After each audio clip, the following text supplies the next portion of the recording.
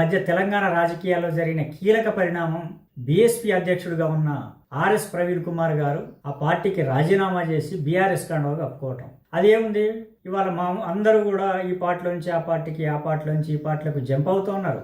అదేమి ఇవాళ విచిత్రం కాదు, వింత కాదు. కానీ ఆర్ఎస్ ప్రవీణ్ కుమార్ గురించే ఎందుకు చెప్పుకోవాల్సి వస్తుందంటే, అతను దాదాపుగా గత 2-3 ఏళ్లుగా కేసీఆర్ మీద ఒక యుద్ధం లాంటిదే పర్యటించాడు. దాదాపుగా ఎవరు ఊహించని విధంగా కేసీఆర్ అవినీతి అక్రమాల మీద దాడి చేశాడు. ఆయన కాళేశ్వరంలో 1000 కోట్ల అవినీతి జరిగిందని, ధరణిలో 1000 ఎకరాల భూములు కాజేసింది కేసీఆర్ ఫ్యామిలీ అని, టీఎస్పీఎస్సీ పేపర్ల లీకేజ్లో ఈ పార్టీ హస్తం ఉందని చెప్పేసి, ముఖ్యంగా కేటీఆర్ హస్తమే దాంట్లో ఉందని చెప్పేసి ఆరోపించాడు. డబుల్ బెడ్రూమ్ ప్లాట్లలో కూడా అవినీతి జరిగిందని చెప్పాడు. సెక్రటేరియట్ నిర్మాణంలో అవినీతి జరిగిందని చెప్పాడు. అసలు తెలంగాణ మీద పడి ఈ కుటుంబం లక్షల కోట్లు సంపాదించుకుందని చెప్పేసి పదే ఆయన ఆరోపణలు చేశాడు. మరి అన్ని ఆరోపణలు చేసిన వ్యక్తి ఇలా బేషరతుగా వెళ్ళిపోయి నవ్వుకుంటూ, చాలా చిద్విలాసంగా నవ్వుకుంటూ కేసీఆర్ పక్కన నిలబడేసి ఆ కండువా కప్పుకొని, వెంటనే కండువా కప్పుకున్న 1 నిమిషం కూడా కాకముందే కాంగ్రెస్ మీద దాడి మొదలు పెట్టేసి కేసీఆర్ వల్ల స్వర్ణయుగం వచ్చేసిందని చెప్పేసి మాట్లాడుతూ ఉంటే అందరూ ఆశ్చర్యంగా చూస్తూ ఉన్నారు. ముఖ్యంగా ఈయన వల్ల తెలంగాణలో బహుజనవాదం ముందుకు పోతుందని చెప్పేసి, లేదంటే బహుజనులకి ఇక్కడ రాజ్యాధికారం వస్తుందని చెప్పేసి నమ్మిన యువత కావచ్చు, బహుజనులు అందరూ కావచ్చు చాలా విస్మయానికి గురయ్యారు. అదేంటి ఆర్ఎస్పీ ఇట్లా చేయటం ఏంటని చెప్పేసి.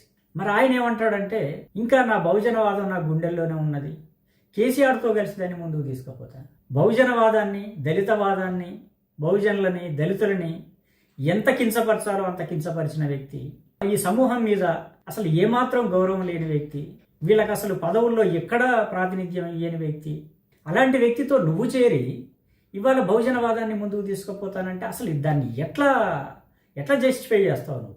అర్థం కావట్లేదు ఎవరికి. మొదటి టర్మ్లో డిప్యూటీ చీఫ్ మినిస్టర్గా రాజయ్యని పెట్టాడు. మళ్ళీ కొద్ది కాలానికే ఏదో ఆరోపణలు చేసేసి తీసేసాడు. బీసీ అయిన ఈటెల రాజేందర్ గారిని ఆయన ఏదో భూములు ఆక్రమించాడని చెప్పేసి ఆయన తీసేశాడు. మళ్ళీ అదే సూత్రం ఆయన కూతురు కవితకు వర్తించదు. ఆవిడ 100 కోట్ల అక్రమాలు చేయొచ్చు, ఈ ఢిల్లీకి పోయి సారదందాల్లో ఏలు పెట్టొచ్చు, ఆమెను రక్షించుకోవడానికి మాత్రం గంటకు లక్షలు తీసుకునే లాయర్లను పెట్టి ఆమెను ఇడిపియడానికి ట్రై చేస్తాడు. అది కూడా ఇవాళ నువ్వు అరెస్ట్ అక్రమం అని చెప్పేసి ఇవాళ ఆర్ఎస్ ప్రవీణ్ కుమార్ మాట్లాడుతూ ఉన్నాడు. అంటే ఎట్లా? నిన్నటిదాకా ఒక వేషం, నిన్నటిదాకా ఒక రూపం, ఆ రూపంలో నువ్వు మాట్లాడిన మాటలు నిన్న మొన్నటియే కదా, ఇంకెవరు మర్చిపోలేదు కదా. అప్పుడే కేసీఆర్ది స్వర్ణయుగం అని చెప్పేసి ఇప్పుడు మాట్లాడుతున్నావే. మరి ఆ స్వర్ణయుగం ఉన్నప్పుడు మరి నువ్వు అవినీతి చేశారని చెప్పేసి నువ్వెట్లా మాట్లాడావు? ఇప్పుడు నువ్వు పార్టీలో చేరగానే అది స్వర్ణయుగం ఎట్లయితుంది? ఏదన్నా ఒకటి అబద్ధం కావాలి. ఆ స్వర్ణయుగం అన్న అబద్ధం కావాలి, నీ విమర్శలన్న అబద్ధం కావాలి. స్వర్ణయుగం నిజమైతే నీ మాటలు అబద్ధం. మరి నీ మాటలు అబద్ధమైనప్పుడు నువ్వు ఈ జనాన్ని చీట్ చేసినట్టే కదా లెక్క.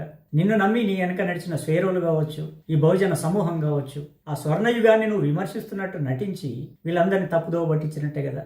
ఆర్ఎస్పీ నువ్వు ఇవాళ వాళ్ళకి సమాధానం చెప్పాలి కదా. కేవలం బహుజనవాదం నా గుండెల్లో ఉన్నది, బహుజనవాదాన్ని నేను ముందుకు తీసుకుపోతాను మాటలు చెప్తే కాదు, నువ్వు వీటికి సమాధానం చెప్పాలి కదా. నువ్వు పార్టీలో చేరగానే కేసీఆర్ కానీ, కేసీఆర్ ఫ్యామిలీ కానీ కడిగిన ముత్యాలు ఎట్లయితారు? నిన్నటిదాకా నువ్వే కదా వాళ్ళు అవినీతి చేశారని చెప్పేసి నువ్వు ఆరోపణలు చేశావు. అంటే రెగ్యులర్ సంప్రదాయ రాజకీయ నాయకులు కూడా ఎవరు ఇట్లా మాట్లాడరే? బుద్ధుడు, అంబేద్కర్ అని మాట్లాడిన నువ్వు దేశంలోనే అత్యంత అవినీతి చేసిన కుటుంబం అని చెప్పేసి ఆరోపణలు వస్తూ ఉంటే ఇవాళ నువ్వు వాళ్ళు పక్కన చేరి వీళ్ళు కేసీఆర్ పాలన స్వర్ణయుగం, వీళ్ళ ద్వారానే బహుజనులు బాగుపడతారని చెప్పేసి నువ్వు ఇవాళ చెప్తున్నావు. అంటే నీ క్యారెక్టర్ గురించి ఇవాళ అసలు ఏంటి అని ఇవాళ చర్చించుకోవాల్సిన అవసరం ఏర్పడతావు. నువ్వు గురుకులాల కార్యదర్శిగా రిజైన్ చేసి బీఎస్పీ పగ్గాలు చేపట్టినప్పుడే నువ్వు కేసీఆర్ వదిలిన బాణం అని చెప్పేసి విమర్శలు వచ్చినాయి. అప్పుడు నేను ఎవరు నమ్మలా, ఎందుకంటే నీ గత చరిత్ర చూసి. నువ్వు పోలీస్ ఆఫీసర్గా పనిచేసినప్పుడు నువ్వు చేసిన పనులను చూసి నిన్నెవరు నమ్మలే. ముందు ఇది ఖచ్చితంగా కేసీఆరే ఈయన్ని రాజకీయాల్లోకి రప్పించుంటాడు అనుకున్నారు. ఎందుకు? ముఖ్యంగా తెలంగాణలో దళితులు, బీసీలు కేసీఆర్ మీద, కేసీఆర్ ప్రభుత్వం మీద తీవ్రమైన అసంతృప్తితో ఉన్నారు. వచ్చే ఎన్నికల్లో గట్టెక్కే అవకాశం లేదని చెప్పేసి కేసీఆర్ తన సర్వేల్లో తెలుసుకున్న తర్వాత ఎట్లా దాన్ని అధిగమించాలి, ఈ ఓటు బ్యాంకుని ఎట్లా డైవర్ట్ చేయాలని చెప్పేసి ఆలోచించి నిన్ను బీఎస్పీలోకి పంపించాడని చెప్పేసి అప్పుడు విమర్శలు చాలా వచ్చినాయి. కానీ తర్వాత నువ్వు చాలా తెలివిగా కేసీఆర్ మీద సిన్సియర్గా దాడి చేస్తున్నట్టు నటించడం వల్ల మళ్ళీ ఏమో కాదేమోలే అని చెప్పేసి అందరూ భావించి సర్దుకున్నారు. రాష్ట్రం అనేది వద్దురా బాబు, ఎందుకన్నా వీళ్ళ చేతిలో పెట్టినావా అని చెప్పి ఏడుస్తున్నారు రాష్ట్రంలో. ప్రగతి భవన్ నుంచి బయటకు వచ్చి 70 ఫీట్లు నడవలేని కేసీఆర్ నువ్వు ఇక్కడ 70,000 మందితో పెడతావా? సిగ్గుండాలి. ముఖ్యమంత్రి గారు మాత్రం తను 100 సంవత్సరాలు జరగాల్సిన అభివృద్ధిని, 100 సంవత్సరాల్లో ఉండాల్సిన సంపదను 10 సంవత్సరాల్లోనే తన కుటుంబపరం చేసుకున్నారు. ఇది వాస్తవం, ముమ్మాటికి వాస్తవం. మరి కేసీఆర్ గారు ఏ 1300 మంది అమరవీరుల త్యాగాల ఫలితంగా వచ్చిన తెలంగాణను కేవలం ఒక కుటుంబ పరం చేసుకున్నాడు. ఆ కుటుంబమే ఇవాళ తెలంగాణను కబ్జా చేసింది. మిత్రులారా, వీళ్ళు తెలంగాణలో ఇంచు భూమిని కబ్జా చేసిండ్రు, ప్రతి రోడ్డును కబ్జా చేసిండ్రు, ప్రతి ప్రభుత్వ భూమిని కబ్జా చేసిండ్రు, అసైన్డ్ భూములను కబ్జా చేసిండ్రు. ఎక్కడ చూడు దౌర్జన్యాలు, ఎక్కడ చూడు కుంభకోణాలు. మీరు నిన్నగాక మొన్న చూసిండ్రు మిత్రులారా, తెలంగాణకు తలమానికమైన ఔటర్ రింగ్ రోడ్డును 2,70,000 కోట్ల రూపాయలు 30 సంవత్సరాల్లో వచ్చే ఔటర్ రింగ్ రోడ్డును ఈ దుర్మార్గులు, ఈ దొంగలు కేవలం 7,800 కోట్లకు లీజుకిచ్చిండ్రు. మిత్రులారా, వీళ్ళందరినీ అధికారంలో ఉంచుదామా ఈ దొంగలను? చెప్పండి. మేము ఒక రాజకీయ పార్టీ తన లక్ష్యం కోసం రకరకాల ఎత్తుగడలు, వ్యూహాలు ఉంటాయండి. నేను తప్పకుండా నాకు కాన్ఫిడెన్స్. అందుకొరకే నేను బహుజన సమాజ్ పార్టీలో ఉన్నా, నేను బీఆర్ఎస్లో పోలే. రైట్, అవునా కదా? నేను బీఆర్ఎస్లో ఉన్నా, బహుజన సమాజ్ పార్టీ నాకు నమ్మకం ఉంది. ఆ విశ్వాసమే నన్ను నడిపిస్తుంది ముందరికి. మరి ఈరోజు అకాల వర్షాలు వచ్చి రైతుల పంటలన్నీ కూడా నాశనం అయిపోతే ముఖ్యమంత్రి గారు ఎక్కడున్నారండి? ప్రగతి భవన్లో మహారాష్ట్ర నుంచి ఒక ప్రైవేటు సెక్రటరీని పెట్టుకొని మన డబ్బులతోని 18 లక్షల రూపాయల జీతం ఇస్తూ మరి విందులు విలాసాల్లో ముఖ్యమంత్రి గారు మునిగి తేలుతున్నారు. మిత్రులారా, కేసీఆర్ గారి నాయకత్వంలో తెలంగాణ మన గత 10 సంవత్సరాలు ఒక స్వర్ణయుగాన్ని చూసి ఓన్లే ఆ గత చరిత్ర ఎట్లున్నాగని చెప్పేసి ఇతను నిజంగా ఇప్పుడు దళితుల కోసం, బహుజనుల కోసం కొట్లాడుతున్నాడేమో అనే ఉద్దేశానికి అందరూ నిన్ను నమ్మే టైంలో నువ్వు కరెక్ట్గా అదను చూసి కేసీఆర్తో పొత్తుకని చెప్పేసి ఈ పార్లమెంట్ ఎలక్షన్లలో ముందుకు పోయినావు. ఆ రకంగా అసెంబ్లీ ఎన్నికల్లో చాలా చోట్ల నువ్వు చీల్చిన ఓట్ల వల్ల కొంత కాంగ్రెస్కు నష్టం జరిగింది. అయితే టోటల్గా నువ్వు అనుకున్న ఫలితం మాత్రం రాలే. ఎటు తిరిగి మళ్ళీ కాంగ్రెస్ అధికారంలోకి వచ్చింది.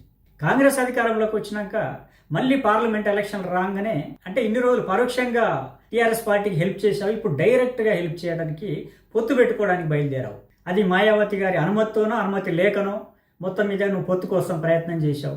మళ్ళీ 2 సీట్లు తేలిన తర్వాత నువ్వు పొత్తు విఫలమైందని చెప్పేసి బయటకు వచ్చి పార్టీ అధ్యక్ష పదవికి రాజీనామా చేశావు. వెంటనే బీఆర్ఎస్ పార్టీలో చేరిపోయావు. అయితే ఈ పొత్తు విఫలం చేయడానికి, అయితే ఆ పొత్తు కోసం నువ్వు ఎక్కడ లేని, ఎవరూ నమ్మని సూత్రీకరణ ఒకటి చేశావు. బీజేపీ అధికారంలోకి వస్తే రాజ్యాంగాన్ని మారుస్తుంది, రాజ్యాంగాన్ని మారిస్తే తెలంగాణకు నష్టం కనుక నేను కేసీఆర్తో పొత్తు కోసం పోతున్నా అన్నావు. ఇది నోట్ చేసుకో. తెలంగాణకు నష్టం భారతదేశానికి కాదు. రాజ్యాంగాన్ని మార్చినట్టయితే దేశానికి నష్టం, ఒక తెలంగాణకే కాదు మిస్టర్ ఆర్ఎస్పీ. అసలు రాజ్యాంగాన్ని మార్చమన్న వ్యక్తే ఫస్ట్ ఇతను. తర్వాత విమర్శలు వచ్చిన తర్వాత తన మాటల గారడీతో మళ్ళీ కప్పిపుచ్చుకునే ప్రయత్నం చేశాడు కేసీఆర్. తప్పితే రాజ్యాంగాన్ని మార్చే విషయంలో మోడీ అయినా కేసీఆర్ అయినా ఇద్దరు ఒకటే. అది నీకు తెలియదా? తెలిసినా నటిస్తున్నావా? మళ్ళీ ఇంకోటి, టీఆర్ఎస్ తోటి బీఎస్పీ కలిస్తే ఆ కలవటం చూసి మోడీ భయపడి ఈ పొత్తును విచ్ఛిన్నం చేశాడు. నవ్వుతారా ఆర్ఎస్పీ ఎవరన్నా ఈ మాటలు వింటే? అసలు నువ్వెవరో తెలుసా కనీసం ఆయనకి? మోడీకి తెలుసా నువ్వు? ఆర్ఎస్ ప్రవీణ్ కుమార్ అనే వ్యక్తి ఒక అతను ఇక్కడ తెలంగాణలో ఉన్నాడనే సంగతన్నా తెలుసా ఆయనకి? పార్టీ క్షీణదశలో ఉన్న కేసీఆర్ ఎవరో తెలియని నువ్వు, మీ ఇద్దరిని చూసి మోడీ భయపడతాడంటే ప్రజలు నమ్మాలి. జనాలకు పిచ్చెక్కిందా, నీకు పిచ్చెక్కిందా? అయితే ఇదే విషయం మీద మీడియా అతన్ని అడిగినప్పుడు అసలు పొంతలేని సమాధానాలు చెప్పాడు. అసలు ఏమాత్రం ఒక కార్పొరేటర్ స్థాయి, సర్పంచ్ స్థాయి వ్యక్తి కూడా అట్లా మాట్లాడు. ఎన్నికల తర్వాత కేసీఆర్ విధానాల్లో మార్పు వచ్చిందని మీరు భావిస్తున్నారా అని చెప్పేసి ఆ జర్నలిస్ట్ అడిగినప్పుడు ఆయన చెప్పిన సమాధానం ఏంటో మీరు చూడండి. ఇప్పుడు ఎన్నికల తర్వాత కేసీఆర్ ఆలోచనలో, కేసీఆర్ విధానంలో మార్పు వచ్చిందని మీరు ఎక్స్పెక్ట్ చేస్తున్నారా? కేసీఆర్ గారు, నేను అప్పుడు చూసిన కేసీఆర్, ఇప్పుడు చూసిన కేసీఆర్ గారులో అట్లనే ఉన్నా. అదే మంచిగా మాట్లాడారు. అదే నేను ఆఫీసర్గా చూసిన కేసీఆర్, నేను ఇప్పుడు మాట్లాడిన కేసీఆర్ నాకు పెద్దగా తేడా ఏమీ కనిపించలేదండి. సో కేసీఆర్ విధానాల్లో ఏమైనా తేడా వచ్చిందా అని అంటే నాకు అప్పుడు ఎట్లా మాట్లాడిండో ఇప్పుడు అట్లే మాట్లాడిండు, మంచిగా మాట్లాడిండు, అప్పుడు ఎట్లున్నాడో ఇప్పుడు అట్లే ఉన్నాడు. అది కాదే బాబు, కొంచెం ఆ క్వశ్చన్ని అర్థం చేసుకొని మాట్లాడు. నాకైతే పెద్దగా తేడా కనిపించింది. తన పాలనలో వారు అదే ఆప్యాయంగా మాట్లాడిండ్రు. సో అదే ఆయన అనుభవాలన్నీ మాకు చెప్పడం జరిగింది. మా అనుభవాలు కూడా ఆయనకు చెప్పడం. ఏంది నేను నా బా అయిందయ్యా, సరిగా చెప్పు. ఆయన అడిగిన దాన్ని అర్థం చేసుకొని బుర్రకి ఎక్కించుకొని కొంచెం గ్యాప్ తీసుకొని చెప్పు, సమాధానం. పర్వాలేదు, చెప్పలేవు నువ్వు. అసలు ఉంటే లోపలేమన్నా ఉంటే కదా చెప్పడానికి. సో అదే ఆయన అనుభవాలన్నీ మాకు చెప్పడం జరిగింది. మా అనుభవాలు కూడా ఆయనకు చెప్పడం. మీటింగ్లలో అనర్గళంగా ఉపన్యాసాలు దంచుతావు కదా, ఇప్పుడు ఎందుకు తడబడుతున్నావు? అంటే తప్పు చేసినావు కాబట్టి తడబడుతున్నావు, మాట వస్తలేదు. నిజంగా బహుజనవాదం నీ గుండెల్లో ఉంటే ఇంత తడబాటు ఉండదు. తప్పు చేసినావని నీ అంతరాత్మ నీకు చెప్తూనే ఉన్నది, అందుకే ఆ తడబాటు. బహుజనవాదాన్ని కన్వీనియంట్గా నీ అవసరాలకు ఇన్ని రోజులు వాడుకున్నావు, అంతే. ఏం లేదు దాంట్లో. బహుజనవాదం లేదు, పాడు లేదు, నీ లోపల ఏం లేదు. కానీ తన పాలనలో జరిగిన నష్టాన్ని ఆయన తెలుసుకున్నారా? అది కేసీఆర్ గారిని అడగాలి, నన్ను ఎందుకు అడుగు. అంటే మీరు కొద్దిగా ఏకాంతంగా మాట్లాడారు కదా అంటుండే. ఈ ప్రశ్న బీఆర్ఎస్ వాళ్ళు నన్ను అడగకూడదు. తన తీరు మార్చుకుంటారని మీతో చెప్పారు. నేనైతే అప్పుడు చూసిన కేసీఆర్ గారికి ఇప్పుడు చూసిన కేసీఆర్ గారికి నాకు పెద్ద తేడా కనిపించలేదు. కేసీఆర్ ఆయన తీరు మార్చుకుంటాడని మీతో చెప్పిండా అని అంటే, ఆయన అప్పుడు అట్లే ఉన్నాడు, ఇప్పుడు అట్లే ఉన్నాడు. నాతో అయితే మంచిగా మాట్లాడిండు. అరే నాయన, నీకు ఆయన చికెన్ పెట్టిండా, మటన్ పెట్టిండా, మంచిగా మాట్లాడిండా, చెడ్డగా మాట్లాడిండా అని చెప్పి కాదు అక్కడ అడిగేది. ఆయన అడిగిన దానికి సమాధానం చెప్పవా అంటే, ఆయన అప్పుడు అట్లే ఉన్నాడు, ఇప్పుడు అట్లే ఉన్నాడు, నాతో మంచిగా మాట్లాడి. ఏం సమాధానాలే ఇవి? పాపం ఆ జర్నలిస్ట్ చాలా సీరియస్గా ప్రొఫెషనల్గా అడుగుతున్నాడు. ఈయన ఒక గల్లీ స్థాయి లీడర్ లెక్క కూడా చెప్తలేడు. గురుకులాల కార్యదర్శిగా నువ్వు చేసిన కొన్ని మంచి పనుల వల్ల కొన్ని సెక్షన్స్ నీ మీద కొన్ని ఎక్స్పెక్టేషన్స్ పెట్టుకొని ఉండే, ఇప్పుడు దీనివల్ల ఈ పొత్తు వల్ల వాళ్ళు కొంత అసంతృప్తితో ఉన్నారు, వాళ్ళకు నువ్వు ఏం సమాధానం చెప్తావని అడిగితే ఆయన చెప్పిన ఆన్సర్ చూడు. కొన్ని సెక్షన్స్ మీద నుంచి ఎక్స్పెక్ట్ చేస్తున్నా సార్. ఒక ఐపీఎస్గా సోషల్ వెల్ఫేర్ స్కూల్స్ చాలా పకడ్బందీగా నడిపి ఒక స్వేరస్ ఒక వ్యవస్థను నిర్మించి మిమ్మల్ని ఒక సెక్టార్ అభిమానిస్తుంది. సో మీరు మొన్న కేసీఆర్ని కలిసిన తర్వాత ఆ సెక్టార్లో కొంత నిరుత్సాహం, కొంత అసంతృప్తి వ్యక్తమవుతుంది. ఆ వర్గాలకు మీరేమో ఆన్సర్ చేస్తారు? ప్రవీణ్ కుమార్ ఎప్పటికి కూడా మీ మనిషే, మీ ప్రయోజనాల కోసమే ప్రవీణ్ కుమార్ బతుకుతాడు. రిపోర్టర్ ఏం అడిగిండు, ఈయన ఏం చెప్తాడు? నీ విధానాలు చెప్పవయ్యా బాబు అని ఆయన అడుగుతా ఉండు. ఈయన రొడ్డ కొట్టుడు అదే రికార్డ్ వేస్తానండు. ఏ క్వశ్చన్ వేసినా అదే రికార్డ్ వేస్తాడు. ఈయన మీ మనిషిని, బహుజనవాదాన్ని ముందుకు పోతా. నీకు ఒక విధానం అంటూ ఉండాలి. నువ్వు ఒక పార్టీకి, ఒక జాతీయ పార్టీకి రాష్ట్ర అధ్యక్షునిగా పనిచేసినావు. నేను ఎప్పటికీ మీ మనిషినే, మీకోసం ఉంటా. గది కాదు నువ్వు చెప్పాల్సింది. పొత్తు కోసం పోయినప్పుడు నువ్వు వాళ్ళ ప్రయోజనాలు ఏ విధంగా కాపాడుతావు, నువ్వు ఎంచుకున్న విధానం ఏంటి, నీ రాజకీయ వ్యూహం ఏంటి, ఒక రాజకీయ నాయకుడిగా నువ్వు అది చెప్పాలి. ఎప్పటికీ నేను మీ మనిషిని అంటే సరిపోదు. కేసీఆర్తో ఆర్ఎస్పీ కలిసి బహుజనవాదాన్ని ఇప్పుడు ఎట్లా ముందుకు తీసుకుపోతామని అడిగితే ఆయన చెప్పే సమాధానం చూడు. ఒక ఆర్ఎస్పీ, ఒక కేసీఆర్ కలిసి బహుజనవాదాన్ని బలంగా తెలంగాణ ప్రజలు చాలా సంతోషంలో ఉన్నారు. వాళ్ళు బాధలు ఉన్నారు, సంతోషంగా ఉన్నారని కాదయ్యా, ఎట్లా ముందుకు తీసుకుపోతామని అడుగుతున్నారు. ఆయన సొల్లెందుకు చెప్తావు?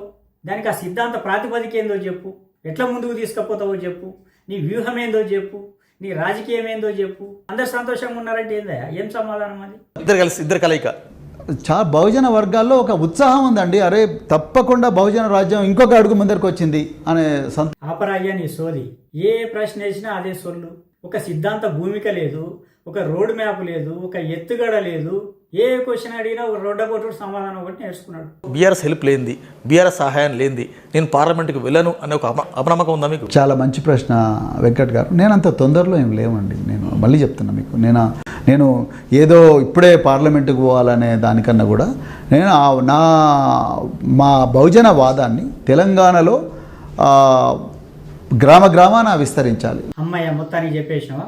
అంటే ఈ ఎన్నికల్లో నిలబడేది నేను ఎంపీ కావటానికి కాదు, బహుజనవాదాన్ని ముందుకు తీసుకుపోవడానికి. షబ్బాస్, బ్రహ్మాండంగా ఉన్నాడు. మరి దాసరి ఉషాని మీ నాయకురాలేమో నువ్వు ఎంపీగా గెలవడానికే పొత్తు పెట్టుకున్నావని చెప్తాంది. మరి అదేందో జరుగుతున్నటువంటి ఎంపీ ఎలక్షన్ల కోసం మరి బహుజన్ సమాజ్ పార్టీ ఖచ్చితంగా పొత్తు పెట్టుకుంటేనే ముందుకు నడవగలుగుతామని చెప్పేసి ప్రాంతీయతత్వం ఉన్నటువంటి, ఒక లౌకికత్వం ఉన్నటువంటి పార్టీ మన బీఆర్ఎస్ పార్టీ. మరి ఆ పార్టీతోటి కలిసి ముందడుగు వేసి ఒక పొత్తులో భాగంగా పోటీ చేస్తేనే మన బహుజనులని వాళ్ళు కోరుకున్నటువంటి. ఇంకేమన్నాడు? పొత్తున్నా కానీ వాళ్ళ అవినీతిని ప్రశ్నిస్తామనేమో ఈయన అంటాడు, పొత్తు కోసం అవినీతి మర్చిపోతాననేమో ఆమె అంటది. చూడు ఆమె ఏమంటదో. ఎన్నో ఈ లిక్కర్ స్కామ్ అనేది ఇప్పుడు మొన్న వచ్చినటువంటిది కాదు, అది పోయిన సంవత్సరం నుంచి వన్ ఇయర్ నుంచి నడుస్తున్నటువంటి వ్యవహారం. మరి అది తెలిసినప్పటికీ కూడా పొత్తులోకి వెళ్ళినాము అని అంటే మరి అదే అంశం పైన మళ్ళీ బీజేపీ వాళ్ళు ముందుకు వచ్చి ఖచ్చితంగా అరెస్టులు చేస్తారు అని చెప్పేసి ఉద్దేశపూర్వకంగానే ఇవన్నీ జరుగుతాయని తెలిసినప్పటికీ కూడా మేము ముందుకు వచ్చేసి అది తప్పైనా ఒప్పైనా ఖచ్చితంగా ఒక కూటమి ఉంది కాబట్టి అన్ని విధాలుగా మేము సహకరించుకుంటాము అని చెప్పేసి ఒప్పందంతో కూటమి పెట్టుకోవడం జరిగింది. మరి దాదాపు 2.5 నెలలు డాక్టర్ ఆర్ఎస్ ప్రవీణ్ కుమార్ గారు వారితో పాటు మొత్తం Bahujan Samaj party state office bearers అందరూ కూడా కలిసి మరి ఏదో ఒక విధంగా మాయావతి గారిని ఒప్పించడం జరిగింది. అది కథ. ఈయన ఎంపీ కావటం కోసం పొత్తు పెట్టుకున్నాక వాళ్ళ అవినీతిని ప్రశ్నించడానికి ముచ్చటే ఉండదు. మళ్ళీ ఇంకో ముచ్చట పాపం ఆమె తెలవక చెప్పింది ఇంటర్నల్ విషయాలు బయటికి. ఈ పొత్తు గురించి 2.5 నెలల గురించి డిస్కస్ చేస్తున్నారట పార్టీలో. 2.5 నెలలు అంటే దాదాపుగా కాంగ్రెస్ గవర్నమెంట్ ఏర్పడ్డ 15-20 రోజుల ముందు నుంచి బీఆర్ఎస్తో పొత్తు పెట్టుకోవడం కోసం వీళ్ళు ప్రయత్నాలు చేస్తున్నారు. ఆమె కుండ బద్దలు కొట్టేసింది. అంటే మరి 2.5 నెలల ముందు నుంచి కూడా ఆర్ఎస్ ప్రవీణ్ కుమార్ తిడుతూనే ఉన్నాడు టీఆర్ఎస్ పార్టీని, కేసీఆర్ని. అంటే ఒకవైపు పొత్తు చర్చలు చేసుకుంటా, ఇంకోవైపు ఈయన వచ్చి విమర్శలు చేస్తాడు. అంటే ఎట్లా ఉన్నది గట్లుంటుంది ఆర్ఎస్పీ తోటి. అంటే బయటికేమో కేసీఆర్ మీద విమర్శలు చేస్తాడు, లోపలేమో పొత్తు కోసం ట్రై చేస్తున్నాడు. ఏం నాటకాలు ఇవి? ప్రజల్ని వంచుడే కదా. కేసీఆర్ మాయల ఫకీర్ లెక్క ఎప్పుడు ఏ అవసరానికి ఏ ముఖం పెట్టుకొని రావాలో కొత్త ముఖాలు తగిలించుకొని వస్తాడు. దాంట్లో ఒక ముఖమే ఆర్ఎస్పీ ప్రవీణ్ కుమార్. గంతే, దాంట్లో ఏం లేదు.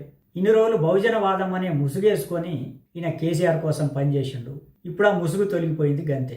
ఇక ఈయన వ్యవహారం అంతా తెలిసి పార్టీ అధినేత్రి మాయావతి గారు ఈయనను సస్పెండ్ చేస్తానని అనుకోగానే ఆ ముచ్చడి తెలిసి ఈయన రాజీనామా చేసిండు, గంతే. దానికి ఏం థియరీ చెప్తాడో ఈయన. మిత్రులారా, తెలంగాణ వాదం బహుజనవాదం రెండు ఒకటే. సో ప్రాణహిత నది, గోదావరి నది ఏ విధంగా అయితే కలుస్తాయో, మరి కృష్ణానది, తుంగభద్ర నది ఏ విధంగా అయితే కలుస్తాయో, ఆ విధంగా తెలంగాణ ఒకప్పుడు తెలంగాణవాదం బహుజనవాదం రెండు కూడా ఒకటే. ఫస్ట్ నేను అడగాల్సింది, బహుజనవాదం తెలంగాణవాదం ఒకటే అయినప్పుడు మరి నువ్వు డైరెక్ట్గా రావాల్సింది బీఆర్ఎస్లోకి కదా, బీఎస్పీలోకి ఎందుకు పోయినావు? ఎందుకు అంటే ఇంతకుముందు మనం చెప్పుకున్నట్టు బయటనే ఉండాలి, కేసీఆర్కి మేలు చేసే విధంగా ప్రయత్నం చేయాలి. ఇట్లా ప్రతి బై ఎలక్షన్లో కూడా కేసీఆర్కి మేలు చేసే విధంగానే ఆర్ఎస్ ప్రవీణ్ కుమార్ ప్రవర్తించిండు. ఇప్పుడు స్వర్ణయుగం అని మాట్లాడుతూ ఉన్నాడు. మరి ఆయన స్వర్ణయుగం అయినప్పుడు మళ్ళా ఎందుకు విమర్శించినావు? ఇప్పుడు ఎందుకు పార్టీలోకి పోయినావు? ప్యాకేజీల కోసమా? ప్యాకేజీల కోసం వచ్చినోని కాదు, ఒక అభివృద్ధి, తెలంగాణను పునర్నిర్మాణం చేయడానికి ఒక యజ్ఞంలో భాగస్వామి కావడానికి వచ్చిన, అంతే తప్ప ప్యాకేజీల దృష్టితో ఇక్కడికి వచ్చినామని కాదు. నా లోపల ఎలాంటి స్వార్థం లేదు. దయచేసి నన్ను అర్థం చేసుకోండి. మళ్ళీ చెప్తున్నా, అర్థం చేసుకోండి. అది చూడండి, ఎవ్వరు అనకముందే ఆయనే పదే అనుకుంటాడు. గుమ్మడికాయలు దొంగ ఎవరంటే భుజాలు తడుముకున్నట్టు నన్ను అర్థం చేసుకోండి, నేనే ప్యాకేజీల కోసం పోలేదు, నేనే డబ్బుల కోసం పోలేదు అని చెప్పేసి ఆయనే చెప్పుకుంటాడు.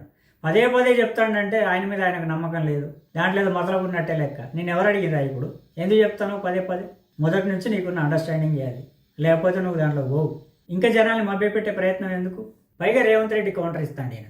మీరు ఒకవైపేమో ప్రవీణ్ కుమార్ మా పాలమూరు బిడ్డ, మరి మంచోడు, నా మిత్రుడు అని చెప్తున్నారు. మరోవైపు బీఆర్ఎస్ వైపు పోతే ఆయన ప్రజలకు సమాధానం చెప్పాలంటున్నారు.